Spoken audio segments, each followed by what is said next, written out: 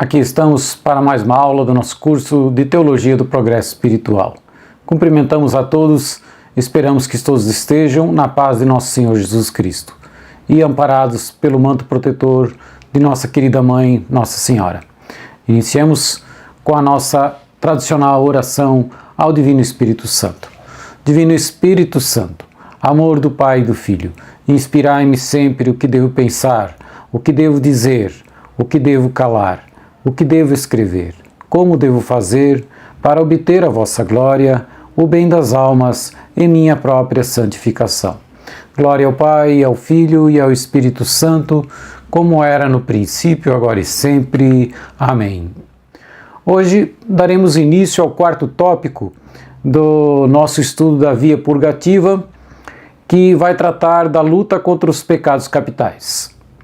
Na verdade, essa luta é uma espécie de mortificação. Por quê? Porque os pecados capitais, na realidade, são inclinações.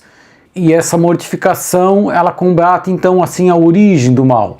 E qual é a origem do mal? É a chamada tríplice concupiscência que citamos lá nas aulas iniciais.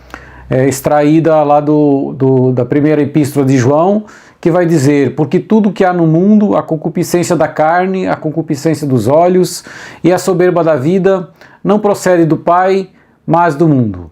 Então a concupiscência, essa tríplice concupiscência, é a origem dos 7 pecados capitais, ou das 7 inclinações, que na realidade não se tratam de pecados, mas como inclinações eles nos arrastam para o pecado.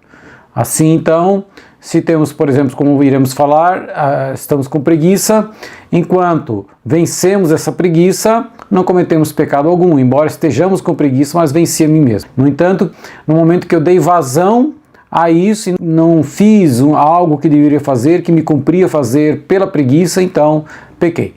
E quem me levou a esse pecado foi a preguiça. É assim que devemos compreender, então, todos os pecados capitais dos quais vamos falar. Bom, da tríplice concupiscência, nós vimos lá que um deles era a soberba da vida. E dessa soberba da vida, então, derivam 3 pecados capitais: o orgulho, a inveja e a ira. E depois também citamos a concupiscência da carne, dela derivam a gula, a luxúria e a preguiça. E por fim, da concupiscência dos olhos deriva a avareza. Hoje trataremos especificamente do vício capital ou pecado capital do orgulho. E o que é o orgulho? Ele é definido, na verdade, como um amor desordenado de si mesmo, que faz a pessoa considerar-se explícita ou implicitamente como o primeiro princípio e o último fim. Ou seja, olha, se considera a origem das coisas ou as coisas são feitas para o seu próprio fim. Diz Bossuet, o filósofo Bossuet, lá do século XVII, que é uma espécie de idolatria, porque nos consideramos deuses de nós mesmos. Vejam que a serpente, o demônio, tentou Adão e Eva dizendo: se comeres desse fruto, sereis como deuses. Então a tentação deles foi querer ser igual a Deus. O que é ser igual a Deus? Me colocar na posição de Deus, ter aquela autossuficiência, ou seja, tudo direcionado para mim, eu ser dono de mim mesmo com a exclusão completa de um ser superior que me governe e que me ilumine. Há 2 formas principais desse orgulho. O primeiro é considerar-se como o primeiro princípio, nós vimos na definição, ou o primeiro princípio ou o último fim. São os que não admitem a Deus, não querem Deus nem mestre. Diz o Salmo 13, diz o insensato: em seu coração não há Deus. Então eles não querem admitir que exista um Deus. E esse é o caso dos ateus, que se dizem ateus.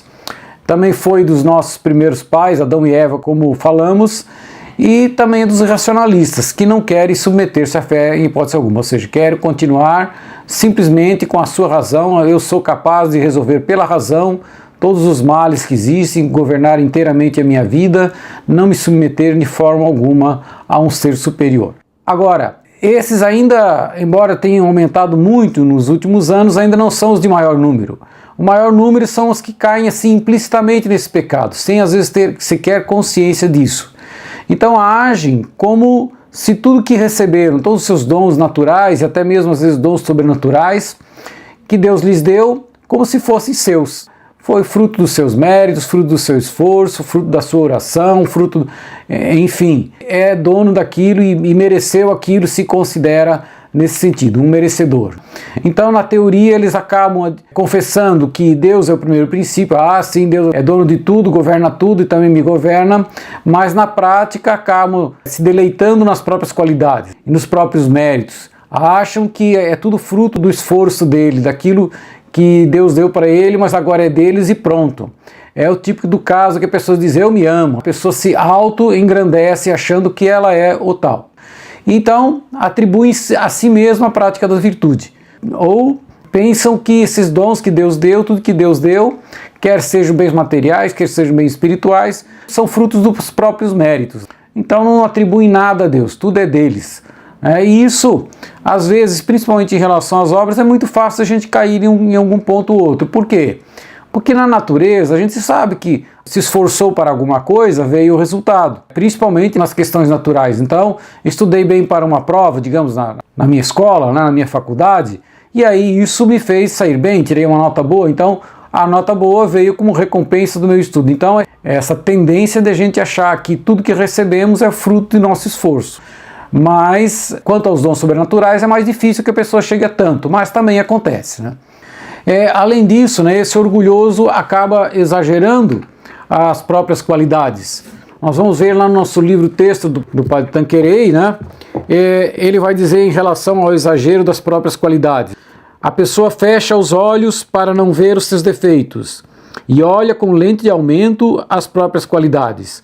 Chega até mesmo a atribuir-se qualidades que não possui ou que são apenas aparência de virtude. Por exemplo, dá esmola por ostentação e crê ser caridoso, quando não passa de um orgulhoso. Tem-se por santo porque desfruta de consolações sensíveis, ou porque escreve belos pensamentos, ou toma boas resoluções, ou dá boa palestra, enquanto que na realidade não foi além dos primeiros passos no caminho da perfeição. Ainda aqueles que pensam possuir uma grande alma porque desprezam as pequenas regras e querem santificar-se por meios grandiosos. Em razão disso, ficam a um passo de injustamente se preferirem aos demais. Examinam com lupa os defeitos dos outros e raramente têm consciência dos seus. Desse modo, muitas vezes chegam a depreciar os irmãos. Outras vezes, sem ir tão longe, rebaixam injustamente o conceito dos irmãos e julgam-se melhores, quando são piores. Por essa razão, procuram dominá-los, buscando ser reconhecidos como superiores. E também para com os superiores deles mesmos, o chefe imediato ou o diretor espiritual, o orgulho manifesta-se pelo espírito de crítica e de rebelião, que conduz ao orgulhoso a vigiar os menores passos e gestos para deles falar mal. Tudo quer julgar e controlar. Com isso, torna-se muito difícil a obediência. Com grande dificuldade, submetem-se às autoridades, às decisões e a pedir permissão. Desejam a independência, ou seja, ser o primeiro princípio. Tantas coisas. Então não há alguém que em algum momento não caia em algo do gênero, algo parecido.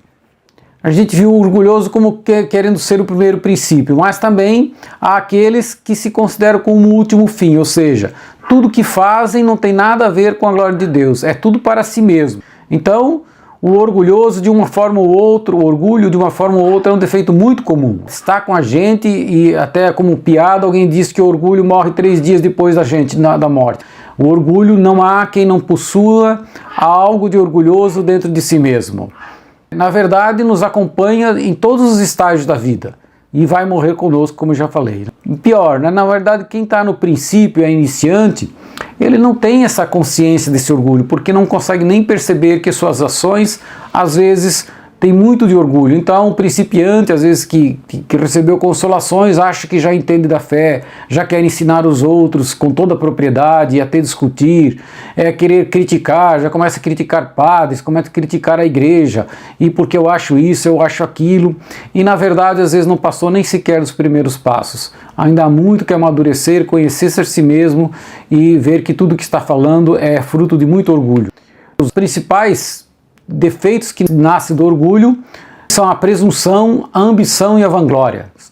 A presunção, o que é? O desejo e a crença de que a gente pode fazer mais coisas do que é capaz. É a pessoa que diz, deixa comigo que eu sei fazer, e sabe coisa alguma. Muitas vezes só enrola. Então esse defeito da presunção deriva de um conceito muito grande de si mesmo. Eles fazem um conceito muito alto de si próprio.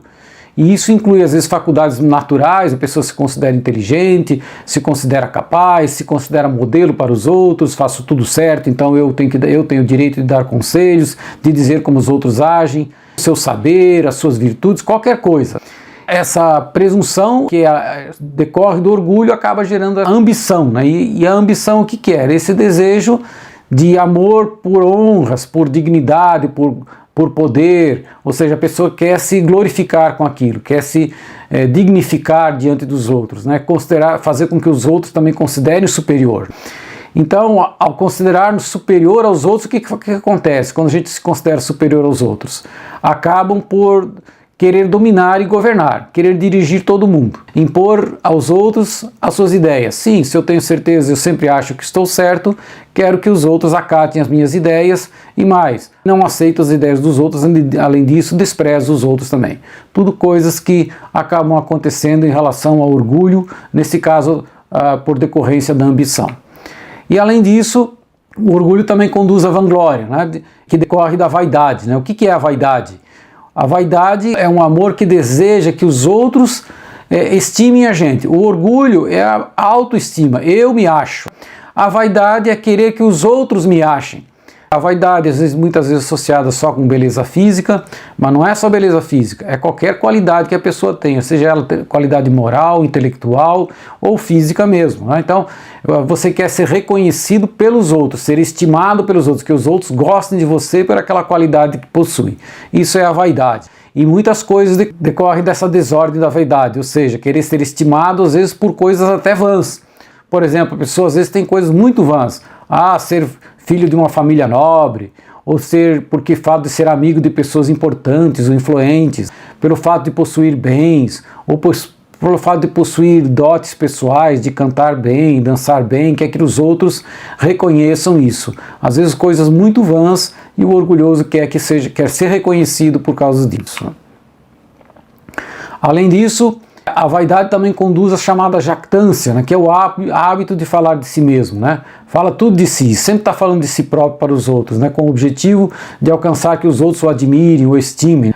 E na verdade a pessoa se torna muitas vezes um chato, né, a pessoa que fala muito de si mesmo. E também ele procura pela jactância, às vezes direcionar as conversas para assuntos que ele domina, com o objetivo que os outros o reconheçam como alguém superior, entendido, conhecedor das coisas, né? Então, acaba num papo qualquer, ele direcionando a conversa sempre àqueles assuntos que ele domina, porque que ele quer se sentir superior aos demais. Também essa vaidade conduz a uma ostentação, a um outro vício, que pela maneira às vezes através de se portar, né, com galanteios, né, às vezes também com pomposidade na apresentação, aquelas pessoas que se vestem com roupas esdrúxulas, penteados para aparecer mesmo, ou qualquer singularidade, ou seja, a pessoa ser diferente para que chame a atenção dos outros e para conquistar com isso a simpatia dos demais. E além disso, também a vaidade às vezes conduz à hipocrisia, tão criticada por Jesus, né? A hipocrisia justamente é levar a querer mostrar uma virtude que não possui, né? Então ele exteriormente manifesta uma aparência de virtude que interiormente a pessoa não possui. É o que Jesus fala, né? Sepulcros caiados. Sepulcros caiados significa sepulcros pintados de cal, né? Porque se usava o cal para pintar os sepulcros, ou seja, ficava branquinho por fora, bonitinho, e por dentro tinha um corpo apodrecido pela morte. É a hipocrisia, querer mostrar uma coisa que não é por dentro. Bom, o mal do orgulho. O orgulho consciente e voluntariamente, na verdade, ele acaba tirando os direitos de Deus, porque no momento que a pessoa quer ser dono de si, quer ser eu sou, eu faço, acaba excluindo Deus do coração. Por isso que Santo Tomás vai dizer que o orgulho é o mais grave de todos os pecados, né? Porque na verdade a pessoa substitui Deus por ela própria. Todas as outras coisas não ocorrem isso, todos os outros pecados, mas o orgulho ocorre isso. Então é como se você criasse um Deus dentro de si mesmo, e é a concorrência direta, é a idolatria de si próprio, como já falamos, o filósofo Bossuet comentou. é muito grave, às vezes, atribuir a si mesmo o que procede manifestamente de Deus. Então, sobretudo, dons da graça. Também outro pecado grave em relação ao orgulho é atribuir a si mesmo o que procede manifestamente de Deus. Então a pessoa recebeu como dom de Deus aquilo e acaba achando que aquele dom é dele.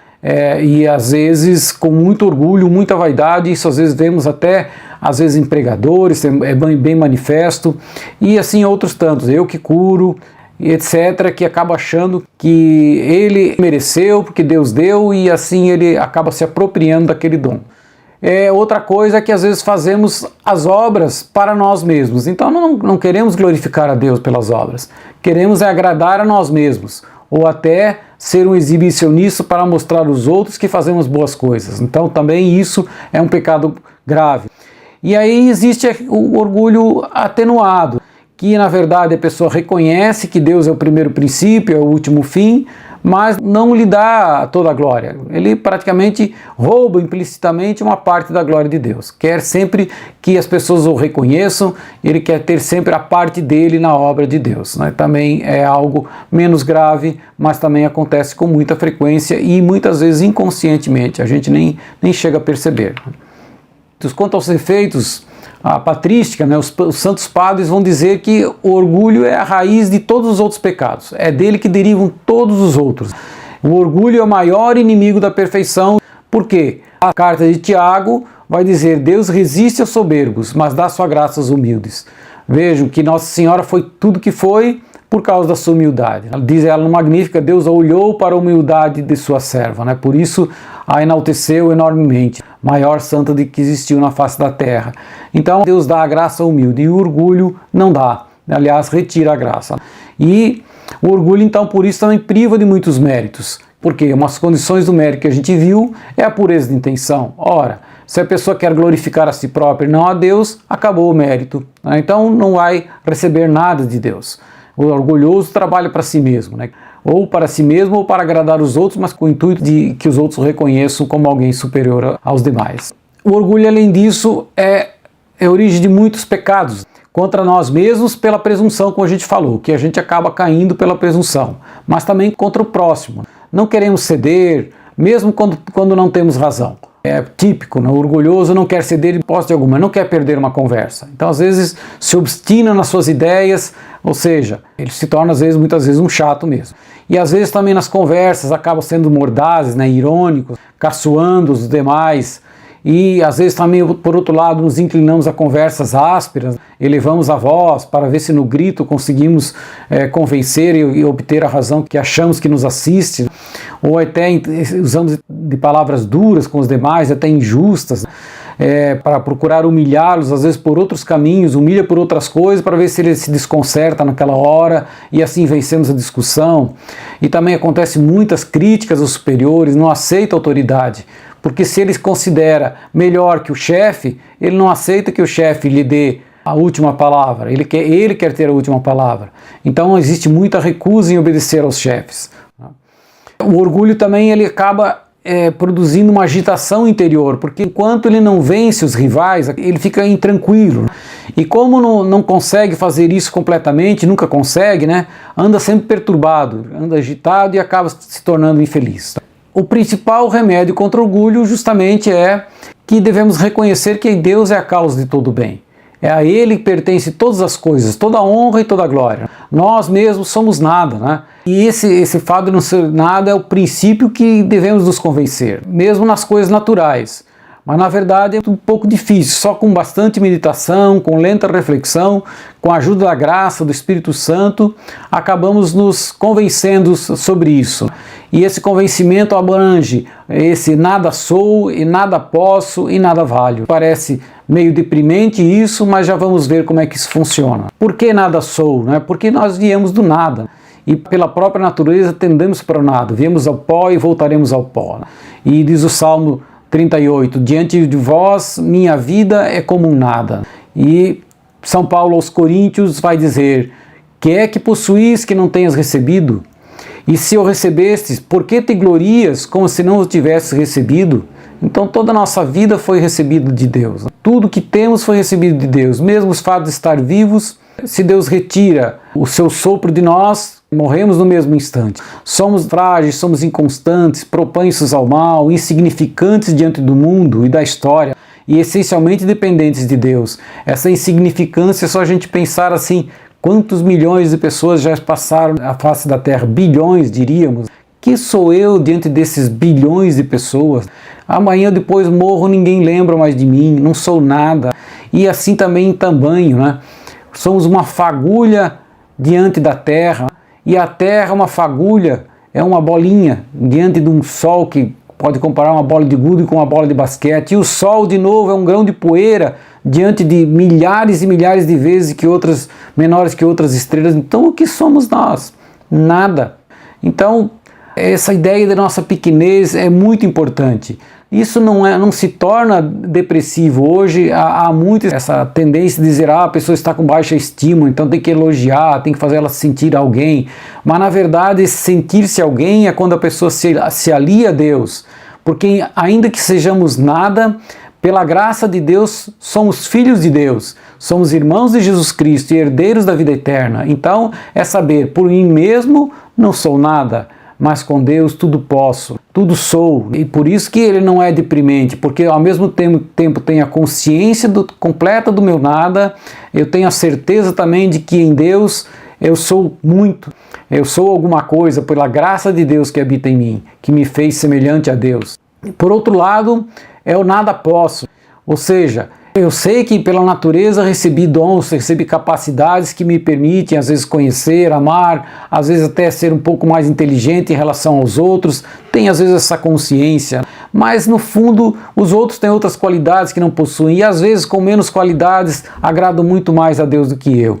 Então a gente tem que ter consciência que mesmo na ordem natural não podemos nada sem o concurso de Deus. Se somos alguma coisa é porque Deus assim o quis e o permitiu. Se Ele não quisesse nem permitisse, nada seríamos e nada poderíamos. Isso é muito mais ainda verdadeiro na ordem sobrenatural. Não sequer podemos até mesmo conceber um pensamento bom. Tudo Deus predestinou, tudo Deus dispôs para que nós o fizéssemos o querer e o executar, como diz São Paulo. E São João no Evangelho vai dizer, sem mim nada podeis fazer. Nada podeis fazer. Na ordem da graça isso é muito evidente. Às vezes pode fazer o esforço que quiser. Se Deus não toca o coração da pessoa, nada acontece. Ela não se volta para Deus. Nunca vai melhorar. Essa é uma coisa que vamos assimilando cada vez mais. Que não adianta, às vezes, todos os nossos esforços, se a graça de Deus não tocar a pessoa. Por isso que quanto mais cheios de Deus, quanto mais embebidos da graça de Deus, mais Deus age através de nós. Porque é Ele que age. Ele só me usa como seu instrumento. Ao mesmo tempo que nada posso por mim mesmo, sem a graça, São Paulo vai dizer, tudo posso naquele que me fortalece. Ou seja, com a graça de Deus, eu tudo posso. Então, de novo, a consciência de que sem Deus, nada posso, sou nada. Mas com Deus, tudo posso. Então, na verdade, não cria esse sentimento aparentemente depressivo que as pessoas possam pensar. Talvez, se as pessoas estejam num estado patológico, que precise de alguma coisa, mas aí é uma questão já de doentia, uma questão, às vezes, de uma patologia qualquer, que talvez precise de um tratamento humano. Por fim, nada vale. Não tenho valor algum. Se considerar o que Deus me deu e que realiza em mim pela graça, na verdade, podemos até entender que valemos alguma coisa, né? Porque fomos comprados por um grande preço. E esse preço foi o sangue de um Deus, foi o sangue de nosso Senhor Jesus Cristo. Então, custou muito o nosso resgate. Mas, na verdade, nós não tivemos mérito algum nesse resgate. Então, o valor do resgate não é meu, é de Jesus. Eu mesmo sou nada, vivia afastado de Deus, perdido na vida, né? Então agora sou alguma coisa, então nada valho. Valho alguma coisa porque Jesus me resgatou, mas por mim mesmo não vale nada. Então a gente podia também às vezes pensar, mas eu colaborei com a graça, então eu tenho mérito, eu fiz as coisas, eu correspondi à graça, fiz alguma coisa por Deus, então eu mereço alguma coisa. Isso também é pensamento de orgulhoso, porque veja, quando um pintor famoso pinta um quadro, a gente valoriza quem? O quadro, muito mais o quadro ou o pintor? Então vai valorizar o pintor, ele que é enaltecido. Então se Deus fez alguma obra boa em mim, o mérito é dele e não meu. E aliás, quanto mais crescemos na perfeição, mais vemos que correspondemos muito mal à graça. Deveríamos, pelo tempo, já deveríamos ser santos, porque Deus me deu tanto. E às vezes uma pessoa no lado, a gente vê que Deus deu tão pouco e progrediram muito mais. E tem mais perfeição em certas coisas que eu, que deveria estar ligado a Deus, buscando a oração, buscando a mortificação, não consigo fazer. Então vai crescendo com isso a nossa humildade de que nada vale. Por fim, para terminar, é aquela frase tão importante de São João Batista: importa que ele cresça, que Jesus cresça e que eu diminua. É muito importante. E se queremos crescer na santidade, devemos em primeiro lugar crescer na humildade. Peçamos muito a Nosso Senhor a humildade. Muitas vezes com insistência: Senhor, dá-me humildade. É só pensar, a mais humilde de todas foi a mais enaltecida por Deus. À medida que nos enraizamos na humildade, podemos crescer diante de Deus. E quanto mais profundas foram a raiz da humildade, mais cresceremos diante de Deus. Era isso que tínhamos a falar sobre hoje, sobre o orgulho. Agradeço a atenção de todos. Muito obrigado.